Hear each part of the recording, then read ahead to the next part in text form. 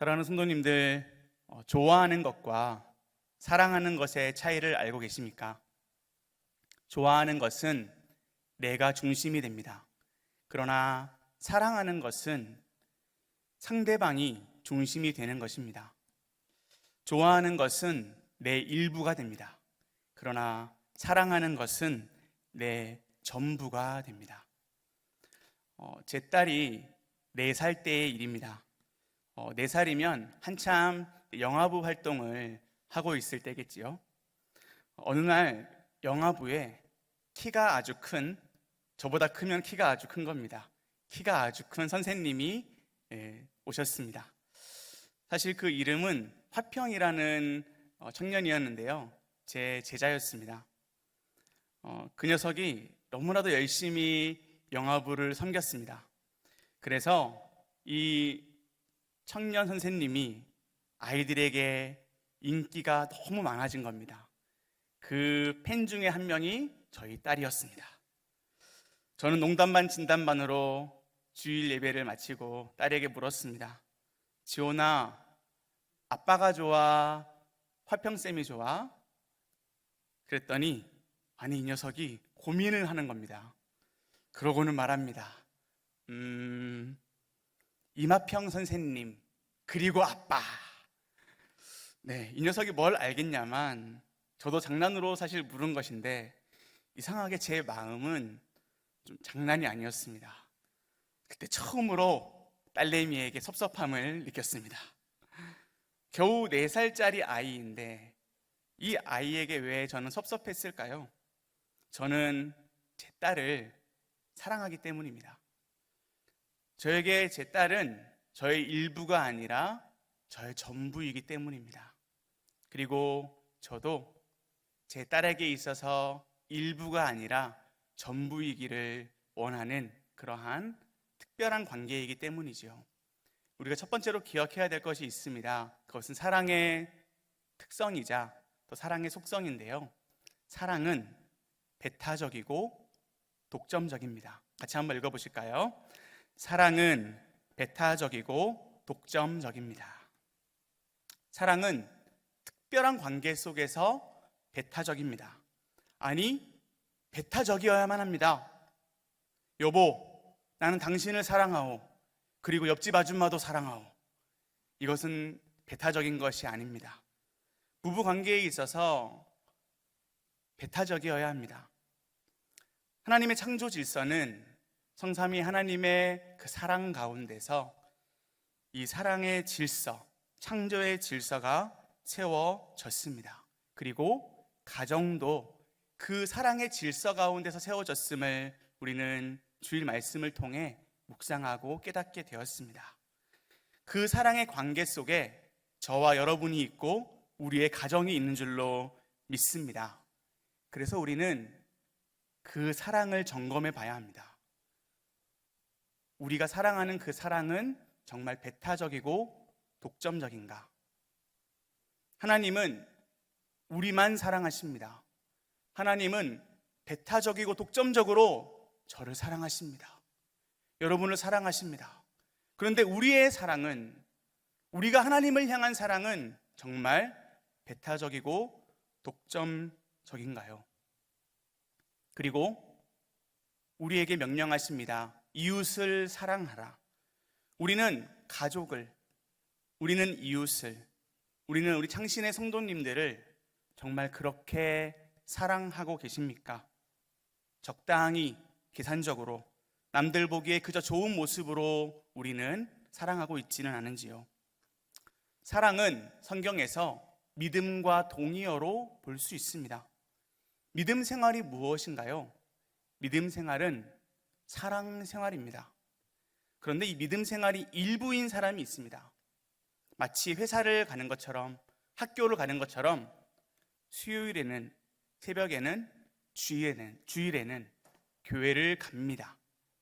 그리고 출퇴근하듯이 그 시간이 끝나기를 기다리며 예배가 딱 끝나면 홀가분하게 집으로 갑니다. 헌금은 마치 현금을 내듯이, 회비를 내듯이 냅니다. 나의 헌신, 나의 섬김은 당연히 이익이 있어야 하고 사람들의 칭찬이 있어야 하고 하나님께서 주시는 일종의 대가를 바라면서 섬기는 것이 바로 믿음 생활이 일부인 사람입니다. 그러나 믿음 생활이 전부인, 즉 사랑 생활을 하는 사람은 일부가 아닌 전부를 하나님께 그리고 이 예배에 쏟는 자인 줄로 믿습니다. 그 사람이 저와 여러분이 되기를 원합니다. 그 참된 예배자가 저와 여러분이 되기를 원합니다. 그 과정, 그 사랑의 과정에는 반드시 지불해야 될 대가가 있습니다. 그러나 오히려 그 과정이 기쁘고 즐거운 저와 여러분이 되시기를 원합니다. 수요 예배를 와야만, 새벽 기도를 와야만, 주일 예배를 가야만 내가 거룩해지는 것이 아니라 하나님을 사랑하여서 눈이 떠지고 하나님을 사랑하여서 그 자리를 내가 지켜야만 하고 하나님을 사랑하여서 나의 전 존재가 하나님의 것이기에 함께 예배하고 그렇게 살아가는 저와 여러분이 되어주시기를 원합니다. 오늘 말씀은 예수님께서 예루살렘에 입성하신 후에 십자가를 지시기 전 마지막 일주일간의 사역입니다. 그 가운데서 종교 지도자들과 논쟁이 있는 장면입니다. 그 가운데서도 마지막에 해당하는데요, 그 종교 지도자들은 특별히 마태복음에서는 어떻게든 예수님을 함정에 빠지게 하고 올무에 빠지게끔 하려 합니다. 그들은 질문을 통해서 예수님을 넘어뜨리려 하지만 예수님은 그들이 예상하는, 기대하는 그 이상의 놀라운 답변을 하십니다. 예수님의 답변을 들은 그들의 반응을 우리는 22절과 33절을 통해서 볼 수가 있습니다. 그들이 이 말씀을 듣고 놀랍게 여겨 예수를 떠나니라. 무리가 듣고 그의 가르침에 놀라더라. 이 놀라운 예수님의 대답의 원천이 무엇인 줄 아십니까? 예수님은 어떻게 대답하셨을까요? 예수님은 말씀을, 즉 성경을 누구보다 사랑하는 분이셨습니다. 예수님은 사람들의 생각을 뛰어넘는 말씀을 하시는데요, 그 말씀의 원천이 바로 성경이었습니다. 이 성경을 기초로 답을 하고 계시고요, 오늘 본문에도 성경을 기초로 대답을 하고 계십니다. 바리새인 중에서 특별히 말씀을 가르치는 율법 교사가 예수님께 묻습니다. 35절과 36절입니다. 그 중에 한 율법사가 예수를 시험하여 묻되, 선생님, 율법 중에서 어느 계명이 크니까? 사실 이 질문은 정말 궁금해서 물어본 걸 수도 있습니다. 왜냐하면 그들은 600개가 넘는 수많은 계명들 가운데서 정말 이 가운데 가장 큰 계명은 무엇일까를 두고 논쟁하였습니다. 최고의 계명은 무엇일까? 그들이 갖고 있는 부정적인 조항들, 긍정적인 조항들, 제의적인, 윤리적인, 도덕적인, 의식적인 조항들 가운데서 무엇이 가장 중요할까? 이 어려운 문제를 예수님께 가져온 것입니다. 그리고 이 질문을 던진 이 율법사는 사실 한 줄기 빛과도 같은 해답을 찾게 됩니다. 이 장면은 마태복음이 아닌 마가복음에서 볼 수가 있습니다. 예수님께서는 그 율법사에게 하나님 나라에게서 멀지 않다라고 그 율법사의 대화를 마무리 지으십니다. 즉 예수님께서는 성경을 통해 이것에 답을 하신 것입니다. 그리고 그것이 율법의 의미를 깨닫게 하게 한 것입니다. 우리는 율법의 의미를 같이 한번 잠깐 새겨봤으면 좋겠는데요, 율법은 무엇입니까? 율법은 사랑의 선물입니다. 율법은 사랑의 선물입니다. 이 율법이라고 하는 것은 우리가 잘 알고 있듯이 출애굽한 백성들이 받은 것입니다. 출애굽한, 즉 이미 구원을 받은 백성들에게 주어진 것입니다. 400년간 노예로 살다가 이 애굽에서 하나님의 놀라운 기적을 통하여서 구출함을 얻게 됩니다. 그런데 하나님께서는 거기에서 끝내시는 것이 아닙니다. 이 구원의 선물에 더하기 무엇을 주시느냐? 사랑의 선물을 주십니다. 구원의 선물에 더하기 사랑의 선물. 이 사랑의 선물이 바로 십계명으로 대표되는 율법인 것입니다. 즉, 이 율법이라고 하는 것은 하나님께서 하나님의 백성들과 특별한 관계, 배타적이고 독점적인 관계를 맺으면서 주신 언약인 것입니다. 출애굽기 19장 4절에서 5절 말씀인데요, 우리 이 말씀은 함께 한 목소리로 읽겠습니다. 내가 애굽 사람에게 어떻게 행하였음과 내가 어떻게 독수리 날개로 너희를 업어 내게로 인도하였음을 너희가 보았느니라. 세계가 다 내게 속하였나니 너희가 내 말을 잘 듣고 내 언약을 지키면 너희는 모든 민족 중에서 내 소유가 되겠고. 아멘. 제가 여기에서 가장 좋아하는 단어는 내 소유라는 단어입니다. 이 소유라고 하는 것은 보물, 가장 값진 존재. 하나님에게 있어서 하나님이 구원하신 백성들은 가장 값지고 하나님의 것이며 하나님이 가장 귀히 보시는 존재입니다. 그래서 계명을 주십니다. 그래서 율법을 주신 것입니다. 율법은 특별한 이러한 언약 관계에서 언약 관계의 결과로 주어진 것입니다. 그리고 율법은 구원을 위한 수단이나 조건이 아닙니다. 앞서 말씀드린 대로 구원이 먼저 되고 그 다음 율법이 주어진 것입니다. 구원의 선물을 먼저 받았고 그 다음 사랑의 선물로서 율법을 받은 것입니다. 그리고 율법에 순종을 하는 것은 이 특별한 자로서의 특권이고 그리고 사랑의 반응인 것입니다. 율법을 지킨다라고 하는 것은 그 율법에 매이는 것이 아니라 사실은 우리가 아까 찬양했던 대로 사랑에 매이는 것입니다. 나는 당신에게 매여 있는 거예요. 나는 당신의 것이에요. 그러니 저는 당신과의 약속을 지킬래요. 이것이 율법인 것입니다. 그리고 율법은 풍성한 복을 누리는 길입니다. 하나님께서 왜 그들에게 율법을 주셨을까요?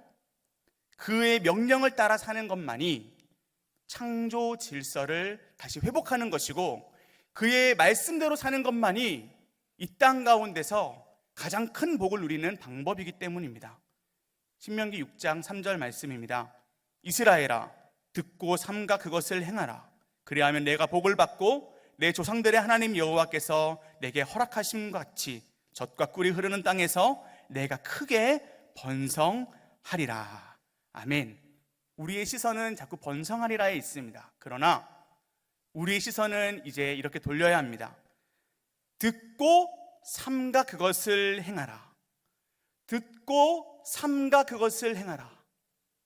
하나님의 사랑에 매여 그 사랑에 응답하며 반응하며 우리가 그 말씀을 붙들 때에 하나님께서는 그것을 지킬 수 있는 길을 열어주시고 그것에 기쁨으로 동참하게 하시고 또한 번성하게 하십니다. 오늘 본문 다시 한번 보시면 이제 이러한 이 율법의 축복 속에 사실 예수님께서는 그를 대적하는 유대인들을, 그를 대적하는 시험하는 바리새인과 서기관들과 이들을 초청하고 계시는 것입니다. 너희들은 나를 시험하지만 나는 너희들을 구원하리라. 너희들은 내게 돌을 던지지만 나는 너희들에게 사랑을 던지리라. 율법은 지키지만 사랑을 경험하지 못한 자들, 그들의 상황이었습니다. 혹 우리 가운데 이 자리는 지키지만 사랑은 경험하지 못한 자가 있습니까? 예수님의 이 초청 가운데 나아갑시다. 예수님께서는 유대인들을 잘 아셨습니다. 유대인들은 마음과 목숨과 뜻을 다하여, 마음과 목숨과 힘을 다하여 이 말씀을 아침에도 저녁에도 계속해서 암송하고 이 쉐마를 암송하였고 그리고 아침 저녁으로도 반복하였습니다. 개인도 그렇게 했고요, 가정에서도 그렇게 하였습니다. 그러나 그들은 반복이 있었고 그들에게는 형식은 있었지만 그들에게는 하나님의 사랑이 없었습니다. 그리고 이와 반대로 사랑은 있으나 행함이 없는 그러한 미성숙한 자들이 우리에게 있을 수 있습니다. 우리들은 특별히 구원은 너무나도 당당하게 말합니다. 나는 하나님의 자녀입니다. 나는 신자입니다. 라고 말합니다. 그러나 우리의 삶으로는 당당하지 못합니다. 오늘 이 예배를 드리기 직전 우리는 정말 정결하고 거룩하게 그렇게 행하며 살았나요? 우리의 믿음은 정말 큰데 우리의 행함은 너무나도 작습니다. 마음과 목숨과 힘을 다하여 뜻을 다하여 하나님을 사랑하고 싶긴 하지만 우리에게는 그러한 힘이 없음을 우리는 현실적으로 느끼고 보게 됩니다. 사랑하는 성도님들, 예수님께서는 말씀하셨습니다. 마태복음 5장 20절 말씀에 내가 너희에게 이르노니 너희의 의가 서기관과 바리새인보다 더 낫지 못하면 결코 천국에 들어가지 못하리라. 즉 사랑은 독점적이고 배타적인 것인데 사랑에는 응답이 있어야 하고 반응이 있어야 하고 사랑에는 우리의 행함이 있어야 한다는 것을 우리는 절대로 잊어서는 안 됩니다. 마지막 세 번째입니다. 사랑은, 그렇다면 우리가 해야 될 그 사랑은 무엇입니까? 함께 읽겠습니다. 사랑은 마음과 목숨과 뜻을 다하는 것입니다. 다시 한번요. 사랑은 마음과 목숨과 뜻을 다하는 것입니다. 오늘 예수님께서 원하시는 것은 그것입니다. 우리가 오늘 믿음은 큰데 우리의 행함은 작다라고 여겨지신다면 마음을 다하십시오. 우리의 목숨을 다하십시오. 우리의 뜻을 다하십시오. 그렇다면 오늘 우리는 이 마음과 목숨과 뜻의 의미를 구체적으로 명확하게 알아야 합니다. 먼저 오늘 본문 37절에서 40절 말씀입니다. 우리 함께 정말 마음을 다하여 읽도록 하겠습니다. 예수께서 이르시되 내 마음을 다하고 목숨을 다하고 뜻을 다하여 주 너의 하나님을 사랑하라 하셨으니 이것이 크고 첫째 되는 계명이요 둘째도 그와 같으니 내 이웃을 내 자신같이 사랑하라 하셨으니 이 두 계명이 온 율법과 선지자의 강령이니라. 아멘. 우리의 사랑의 대상이 나옵니다. 그것은 바로 나의 하나님입니다. 그리고 이웃입니다. 나의 하나님과 이웃을 우리는 사랑해야 합니다. 우리는 이것을 잘 알고 있지요. 그러면 사랑의 방법은 어떻게 해야 할까요? 그것은 바로 다하여입니다. 다하고, 이것은 전부를 드린다라는 의미입니다. 하나님을 사랑하는 방법은 무엇이냐? 하나님을 어떻게 사랑해야 하느냐? 전부를 드리는 것입니다. 일부를 드리는 것이 아니라 전부를 드리는 것입니다. 우리가 하나님을 사랑할 때에, 우리가 이웃을 사랑할 때에 어떻게 사랑해야 된다고요? 전부를 드리는 것입니다. 이것이 성경의 원리입니다. 이 하나님의 사랑, 이 하나님을 향한 사랑과 이 이웃 사랑 위에 우리의 가정이 세워지고 우리의 사회가 세워지는 것입니다. 하나님은 그저 우리에게 어쩌면 무책임하게 우리에게 이것을 강요하지 않으십니다. 하나님은 마음과 목숨과 뜻을 다할 수 있도록 우리에게 그 능력을 주시는데요. 우리 첫 번째로 사랑은 마음을 다 드리는 것입니다. 그리고 우리는 하나님의 마음을 다 받아 누리고 있습니다. 그렇기 때문에 우리는 마음을 다 드릴 수 있습니다. 이 마음이라고 하는 단어를 찾아보시면 우리가 잘 알고 있는 단어가 나옵니다. 바로 하트입니다. 여러분 하트 아시죠? 이렇게도 하고 이렇게도 하고 이렇게도 하고 이렇게도 합니다. 네, 사랑. 하트 아시죠? 근데 이 하트는 사실 영어로 심장을 뜻합니다. 심장이 얼마나 중요한지도 잘 아시죠? 그런데 고대 히브리인들은 이 심장을 마음으로 생각했고 이 심장만이 의지의 자리, 이 심장만이 모든 욕망의, 우리의 모든 갈망의 시작으로 보았습니다. 그래서 마음을 다한다라고 하는 것은 사실 모든 것을 다하는 것입니다. 우리가 오늘 무언가를 결정한다면 그것은 우리의 마음으로 결정하는 것입니다. 혹시 마음 없다라는 말 아시나요? 요즘에는 이것을 이렇게 표현하더라고요. 영혼 없다. 너 참 영혼 없다. 내가 너의 선물을 받았는데 참 영혼 없는 선물이야. 그런데 어떤 선물은 사실 값이 나가지 않는 선물입니다. 편지입니다. 그런데 이것은 영혼이 가득 담긴 감격스러운 선물이 될 수 있는 것입니다. 무슨 뜻인지 아시겠죠? 우리가 하나님을 사랑하는 것은 마음을 다한, 우리의 영혼을 다한, 우리의 전부를 다한 사랑이어야 합니다. 마태복음 15장 8절 말씀에 예수님께서는 바리새인들과 서기관들의 마음을 꿰뚫어 보십니다. 이 백성이 입술로는 나를 공경하지만 마음은 내게서 멀도다. 이 백성이 입술로는 찬양을 하고 있지만 마음은 내게서 멀도다. 이 백성이 앉아서 예배는 드리고 있지만 마음은 내게서 멀도다. 사랑하는 성도님들, 마음을 다해, 정성을 다해 예배하는 우리의 오늘의 예배가 되길 원하고요, 우리의 삶의 예배가 되기를 원합니다. 베드로전서 1장 22절 말씀에는 너희가 진리를 순종함으로 너희 영혼을 깨끗하게 하여 거짓이 없이 형제를 사랑하기에 이르렀으니 마음으로 뜨겁게 서로 사랑하라. 사랑하는 성도님들, 사랑은 순종의 영역입니다. 사랑은 마음을 다해야 합니다. 그런데 마음을 다해 하나님을 사랑해 보십시오. 그것은 절대 힘들지 않습니다. 여러분, 가족을 사랑하듯이, 여러분들의 자녀를 사랑하듯이 한번 하나님을 사랑해 보십시오. 그러면 하나님께서 그것보다 더 고차원적인 것으로 인도하십니다. 우리의 가족보다, 우리가 가장 귀하게 여겼던 그것보다 하나님이 더 귀한 분이시구나라는 것을 깨닫게 하십니다. 하나님의 사랑이 점점점 흡수가 되어야 합니다. 하나님의 사랑이 흡수가 되어야만, 하나님의 사랑에 우리가 순종함으로 흡수가 되어야만 우리는 이웃을 사랑할 수 있습니다. 누가복음 10장에 나오는 선한 사마리아인을 잘 아시죠?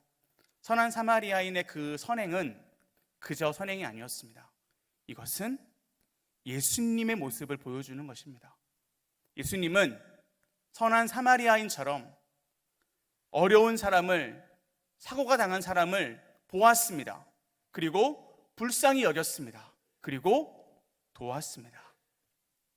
보불도라고 하죠. 보불도인, 알고 계시죠? 보고 불쌍히 여기고 돕는다. 이것은 우리가 이제 예배를 끝나고 밖에 나갔을 때에 단숨에 이루어지는 것이 아니라는 겁니다. 우리가 마음을 다해야만 보불도인이 될 수 있습니다. 우리가 마음을 다하여 하나님을 사랑하고 그 하나님과의 교제 속에서 깊어지고 깊어질 때에 우리도 모르는 사이에 우리는 자라나 있습니다. 예수님의 크기로 자라나 있습니다. 사랑의 마음이 충만하여져서, 하나님과의 사랑이 충만하여져서 이웃을 이렇게 사랑하게 되는 저와 여러분이 되기를 원합니다. 마음이 변화되면 모든 것이 변화됩니다. 삭개오 이야기를 잘 아시죠? 누가복음 19장에 나오는 삭개오 이야기. 누가복음 19장의 삭개오에 있어서 정말 중요한 것은 그의 가치가 바뀌어진 것입니다.